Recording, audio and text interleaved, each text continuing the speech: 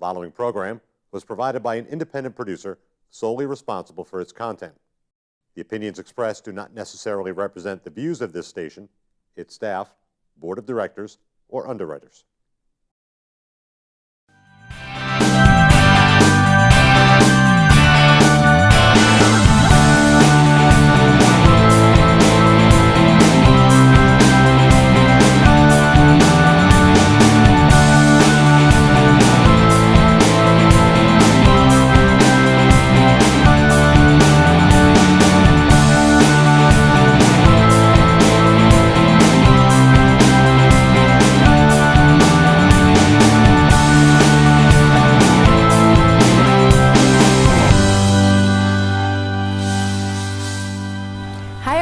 And welcome to La Bella Vita Cucina. I'm Lisa. Thanks for joining me today. I'd first like to thank GM Roth for the use of their beautiful kitchen here today. Thank you so much to them. So today, what we have on tap is we have another one-pot dish. We're going to be doing an Italian chicken in a pot. Sounds good, right? Real simple, easy, delicious, awesome cleanup. We're also going to be making a chickpea bruschetta. Now, bruschetta is like a little starter kind of appetizer thing that you would like to make before you actually make your dinner. Doesn't that sound awesome? So what we're going to do actually to get started is I have my pot ready to go. I also have my ingredients tray that I'm going to show you. We're going to cook our Italian chicken in a pot first, and then we'll go right into our antipasto, which is going to be the chickpea bruschetta. So I have, just so you know, I've already prepared some couscous. This dish can be served over couscous. It can be served over polenta, whatever you'd like. Could even be served over pasta. So I have this already simmered. Oh, it smells great already, and that's just going to stay nice and hot while we get started over here. So I'm going to go over our ingredients tray here today. So we have a beautiful, beautiful red pepper. We have a yellow bell pepper. We have some stock. We're going to be using a little bit of white wine.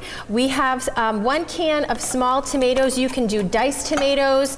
We just need a little bit of the juice from here as well. So you want to get tomatoes that have juice already in the can. I have some diced pancetta ready to go, some capers, some fresh oregano, some thyme, and some garlic, and of course we have our beloved parsley. So what I'm going to do to get started is take our red pepper, and we're going to dice this up. Actually, long strips actually would be really good. Our knife's going to go right down the center, and as soon as you get to the pit in the center here where all the seeds are, you're just going to pull your pepper apart. Just like that. So you don't want to cut all the way down, and you're just going to remove the seeds just like so and put them off to the side in your little bowl. And there we go. That'll be nice and easy for cleanup. And we're going to just slice nice julienne strips of this beautiful red pepper. Nice and fresh and crunchy. You can use green if you want to. I just prefer to use the red and the yellow. Let's give this a nice slice. These are fun to grow in your garden too. Peppers grow really easily. We're going to be using organic ingredients as much as possible. We're going to grab a hold of our yellow pepper, again from the bottom, kind of 3/4 of the way down. We just kind of break it open nice and easily. Remove our stem and our seeds right here because we don't need to be using those in our dish today. All right. Clean this one up right here.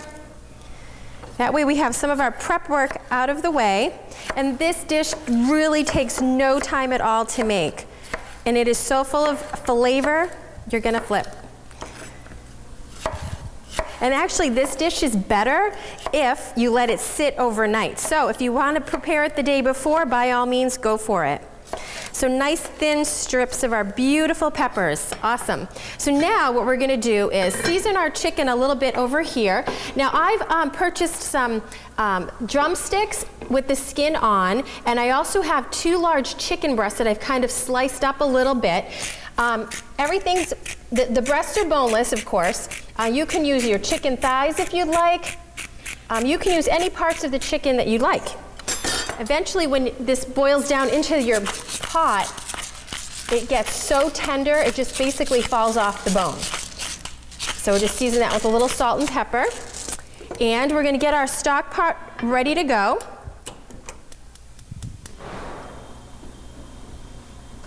There we go.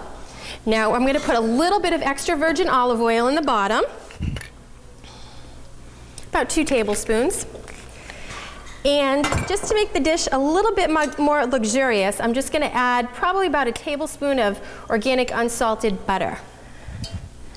So we're going to put that right in here, kind of let this boil down and melt down a little bit, get our pot nice and hot. Now, what I'm going to do while I'm waiting for this to get hot is kind of go on and do a little bit more of my prep work. So I'm going to do a couple cloves of garlic, slice those up, get those ready to go. I like to clean up as I go, so I'm not stuck with a kitchen that's all dirty, right? So as soon as the food's done, you just want to sit down and eat and relax. You don't want to spend so much time cleaning up. All right. And I'm just going to give, let's see, our garlic, we just want some slices of garlic. There we go. Those are ready to go. Okay, so let's see how our pot's doing. Everything's melting wonderfully. We're going to take our chicken and load it up. And things are starting to sizzle, and that's what we want.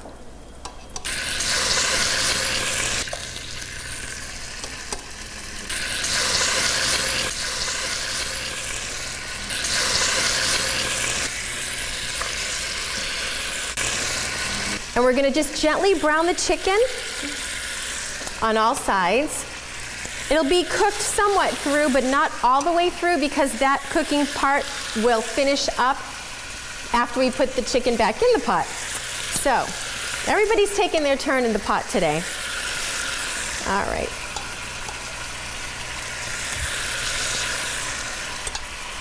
Here we go, our last of our chicken right here. Beautiful. Okay, so everybody has their fair share in this pot, getting brown up nicely in this extra virgin olive oil and just a little tab of butter. All right. Really does add some great flavor. So we're just going to brown it all up nicely. Should take just a few minutes. Again, use any kind of chicken that you like. This is organic chicken. I always recommend using organic products, as you know, as much as possible. However, with meat, I think it's extremely important to buy organic chicken versus conventional chicken, because you don't get the added hormones, and all those hormones that are in your chicken kind of affect your body as well. So try to keep it organic, especially when it comes to chicken. I really feel it's really important with any of the meats, basically, but chicken, especially for women. All right, so now I'm just going to turn the chicken over a little bit. It's starting to brown up nicely. And that's what we want, kind of a little bit of crispy edge, crispy outside coating. We have some nice golden brown. Looks fantastic. It will take a few minutes, so once your food is prepped here, your peppers and your garlic's ready to go, and your chicken's kind of browning and doing its thing, what are you going to do? You go to your table, get your table all set up, make sure everybody has a glass, and find out what everyone wants to drink. That way, as soon as this dish is done, you can just sit down and get right to it and dig right in. So whatever else you can do while your chicken is browning, go for it and do it. Okay, so this looks so wonderful. It smells great already. All it is so far is just the olive oil, the butter, and the chicken with a little salt and pepper. So we want a nice little crispy outside, not cooked all the way through, because when we return the chicken to the pot, again, it's going to cook nicely right inside the pot. If you don't have one of these pots, use any kind of pot that you like, but I really like this particular one. It has a wonderful lid. If I wanted to put the lid back on for a little bit and go do my table, the juices will just start to flow right out and really get nice and juicy, make for a delicious dish. So what we're going to do now is just take our chicken out one piece at a time here and just rest it here on our plate. And some of the chicken skins, the ones that have the chicken skin, is kind of sticking to the bottom of the pot, and that's okay, because we're going to grab all the juices and all the bits from the fry part, and that's going to help season up our veggies as well. So again, our chicken's not cooked all the way through, just nice little brown on the outside. Here we go. Couple more pieces. Nice and crispy. Again, any kind of chicken that you'd like. All right, so here we go. I'm just gonna lower this down just a little bit. Let's see. Right to about here. Now what we're gonna do is we're gonna add our peppers right into the pot. Our red and yellow peppers.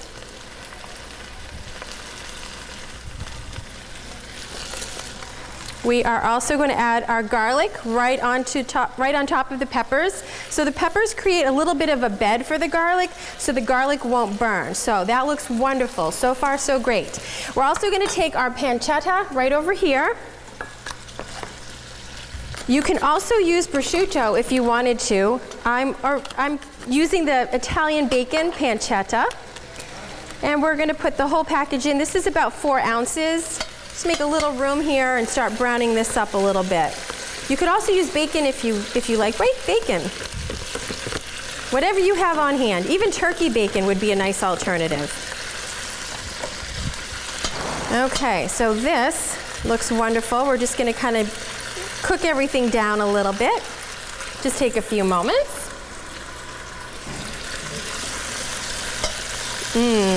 All these colors look amazing in here. So while everything is cooking down, we'll give a nice stir here. I'm going to just prep out the oregano and the thyme. Now you can use dried oregano or dried thyme if you wanted to. I prefer the fresh herbs. So we're going to use a couple of sprigs of each. There we go. Kind of just gently just remove it from the stem. Again, another item that you can grow in your backyard or on your windowsill or on your patio. Okay. That looks wonderful. Put as little or as much as you like. Basically 2 tablespoons will do it. That should be the minimum. If you really like it, add a little more. Okay. So we're going to just give our thyme a rough chop right over here.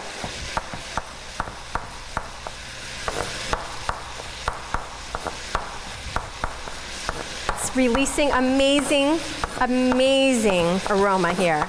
Okay, and then our oregano. If you've never used fresh oregano, you really need to try it. These leaves are nice and large, beautiful scent, just beautiful to work with.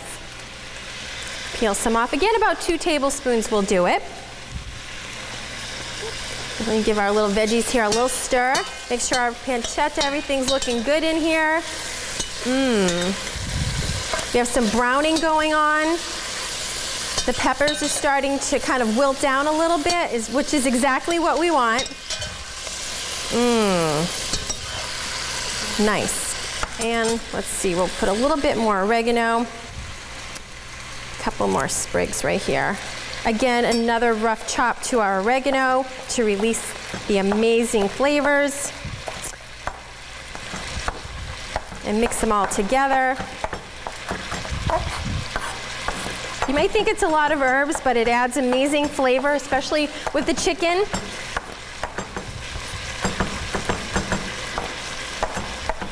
Perfect, that's ready to go. So we're gonna put our oregano off to the side. We're gonna check this out over here. Looks fabulous. All right, so what we're gonna do now is we are going to add in our tomatoes. So I picked crushed tomatoes, fire roasted, just to add a little bit of a unique, different flavor to the dish. You can use any type that you'd like. So I'm gonna just open up the can. And we're gonna incorporate everything in here, the juice and the tomatoes. Lovely. Okay, that's easy, right? So in go the tomatoes. Nice fire roasted tomatoes. You can buy tomatoes that are seasoned already with basil if you like. Delicious. So we've added in our tomatoes, and we're gonna add in our herbs. Put those right in. Smells so good. And now our liquids. We're gonna add in a 1/2 cup of stock. You can use chicken stock, you can use beef stock, you can use vegetable stock. It really doesn't matter. So 1/2 cup goes in, and we're gonna do about 1/2 cup of white wine. Right in the pot. Here we go. That is wonderful. Give that a little stir. So we have everything, basically what we need for our beautiful dinner here, already in the pot, ready to go. So now we're going to add back our chicken. We're going to take our chicken and everything's going to find its home right in here, right in our liquids. There we go. We're also going to kind of throw in, actually, at the end, all of our juices from our chicken as well. So kind of dig everybody down in there, adding in the last bit of our chicken in here. We're also going to just dump in the juices. Yum, add a little extra flavor. Okay, so everybody has their spot. Everything looks good. We're just going to push down very gently the chicken just to make sure the liquid is up above it. So we're going to put the lid on it, simmer it for about 20 to 30 minutes. And in the meantime, we are going to start our chickpea bruschetta. And now on to our chickpea bruschetta. So what we're going to do is we have our cookie sheet right over here. We are going to just put a little bit of extra virgin olive oil on it, about 2 tablespoons. We're going to use some ciabatta bread. You can use any type of bread that you'd like. We're going to arrange the bread and kind of smooth around our olive oil a little bit with the piece of bread. There we go, to get the bottom nice and coated. And I have already preheated my oven to 400 because you want the oven waiting for you and you not waiting for the oven. All right. Have all those arranged nicely right over here. We're going to put that in the oven, again for about 8 to 10 minutes at 400 degrees.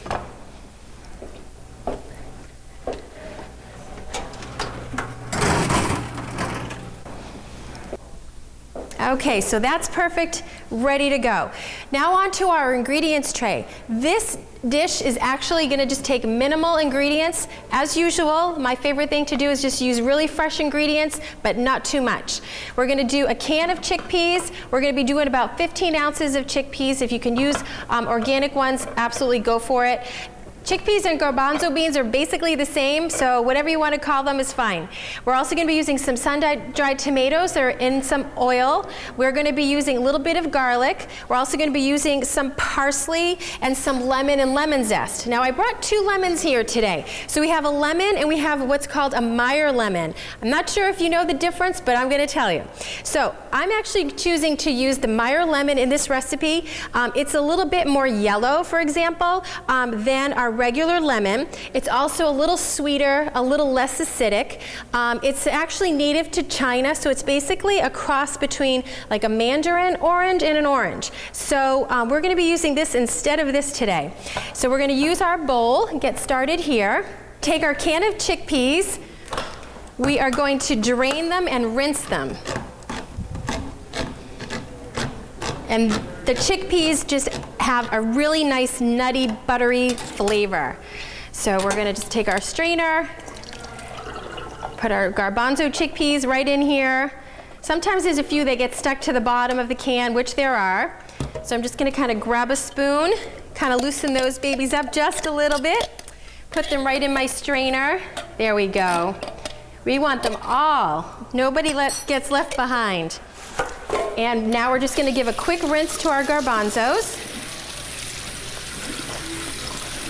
Sometimes you find, look in your pantry and you see like a can of garbanzo beans and you probably said to yourself, what on earth can I do with these?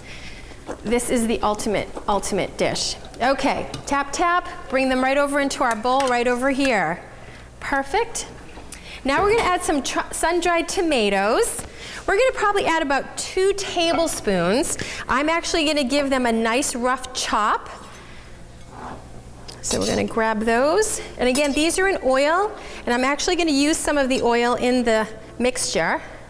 So this is really an awesome snack, great appetizer. If you're getting ready to watch a movie, this is a great little munchie.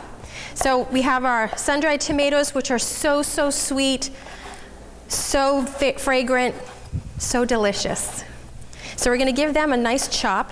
So we're going to put our sun-dried tomatoes to the side. We're going to grab a fork. We're going to take our fork and we're going to mash up our chickpeas with the back of the fork. Now we want some of them whole, but we want some of them mashed. So we don't want mashed potatoes to be the consistency. However, we do want some chunky pieces of the chickpeas in here. So we're going to give it a nice mash right here. There we go. Press down firmly with the back of your fork. That looks really good. Couple more press down here. Good. All right. Then we're going to add in our sun-dried tomatoes. They go right in. We are going to add in just a little drizzle of the olive oil that the sun-dried tomatoes came in. Just a little bit. Beautiful, beautiful flavor. We are also going to add in our parsley. A nice little handful. Really nice and fresh. We're going to give this a nice rough chop. So here we go. Oh, I love the smell of parsley. It smells so good. I know I say that every time, but it honestly is so fresh. Definitely incorporate it into all your dishes. Nice rough chop here.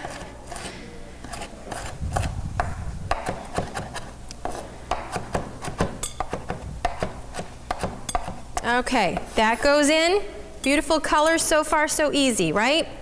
All right, we're going to clean up all this parsley. We don't want to waste any bit. Okay, and now onto our lemon. We are going to zest the entire lemon. If you're choosing to use just a regular lemon, go ahead and zest the whole lemon. We want all the nice oils from our lemon right into our dish. So basically what we're going to do is just zest along till you see the white pith of the lemon. That means that you, oh, it's so fragrant. That means that you're getting all your zest in here to add some extra flavor. Just keep turning your lemon. And you don't want to go down into the white pith because that's actually kind of bitter. So we want to maintain our sweet lemony flavor, the freshness right in here. There we go. And it kind of gets caught on the bottom. You just take your finger, kind of put it right inside of our dish. Beautiful. A little bit more. Perfect. Then we're going to give our lemon just a little bit of a roll to release the juices. I'm going to slice that right in half. Take out some of our pits in here. We don't want those in our bruschetta. Very easy. We're just going to squeeze it right in. This happens to have a lot of little pits, so put your hand right over the bowl. Get all those nice juices in here. There's one half. And because it's small, we're actually going to use both. If you were going to use that size lemon, I would only use half. Perfect. Wonderful. Now we're going to add a little bit of sea salt.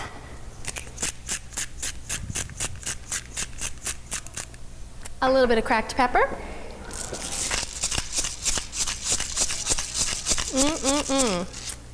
We're going to take our spoon, kind of mix this all together, and we're going to check on our bread and start to build our chickpea bruschetta. Just beautiful. Fast, delicious, healthy, fragrant. You can't go wrong. There we go. Okay, so now we're going to check on our bread.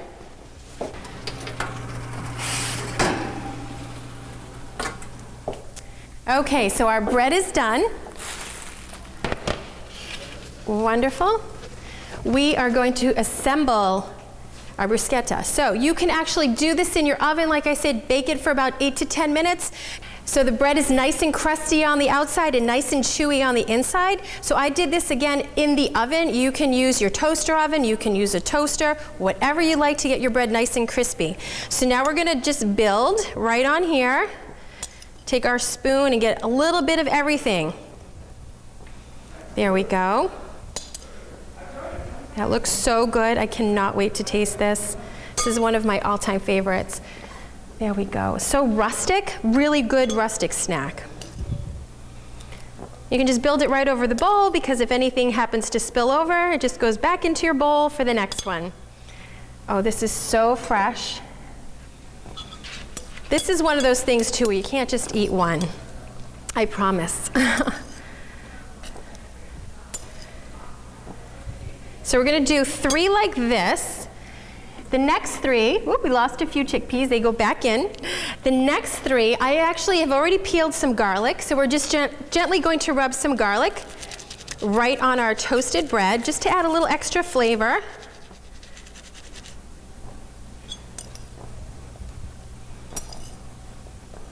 Delicious.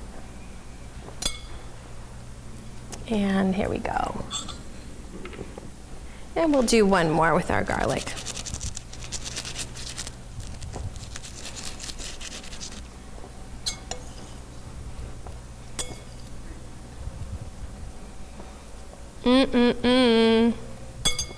Okay, that looks fabulous. So here we have our chickpea bruschetta. What I'm going to do, final touch, just drizzle a little bit of extra virgin olive oil over each one, just a teeny bit. This looks so good. There we go, one more. Beautiful. So there you have it, our beautiful, gorgeous, delicious chickpea bruschetta. We're gonna check on our Italian chicken. Everything's boiling nicely. Our chicken looks really cooked through here. Our peppers are starting to get super soft, bubbly. Look at this. This is amazing. All right, so the final touches to this include some fresh parsley. So we're gonna grab a handful of parsley. There we go. Again, a nice rough chop. Smells amazing. And this really didn't take too long at all, guys. Not long at all. Okay, so in goes the fresh parsley, right in. Use every little bit. And we're gonna add about 2 tablespoons of our capers. Again, add as much or as little as you like. I love capers, so we're gonna put a nice handful in here. 2 tablespoons. All right, give that a nice stir, incorporate all these amazing flavors and beautiful, vibrant colors. You can't go wrong with this dish. Again, you can cook it the night before. The meat will start to fall off the bone, just simply delicious. Again, we have our couscous ready to go. We're gonna take our plate. Gonna add a little bit of our couscous to the bottom of our bowl. I serve it in a bowl because it gets juicy. You don't want it to kind of run off your plate, so we have our little bit of our couscous in the bottom. You can use any kind that you'd like. You can use quinoa, you can use polenta, you can use pasta, whatever you'd like. Now we're gonna add some of our chicken. This looks fabulous. Ooh. And some of our peppers, our sauce, just amazing. Let's grab some. Oh, the pancetta looks amazing. There we go. So we have our one pot Italian chicken. We have a beautiful meal before us.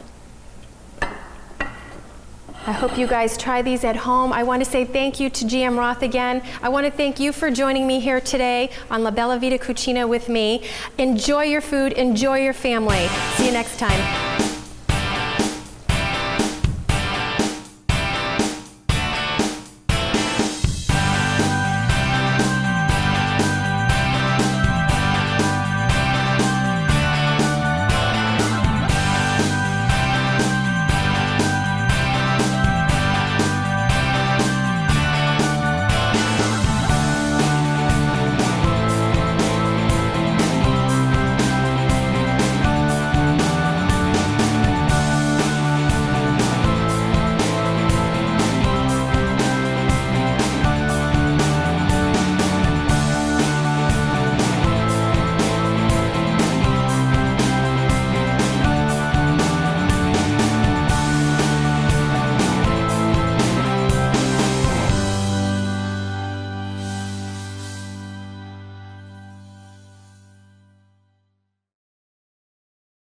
The preceding program was provided by an independent producer solely responsible for its content.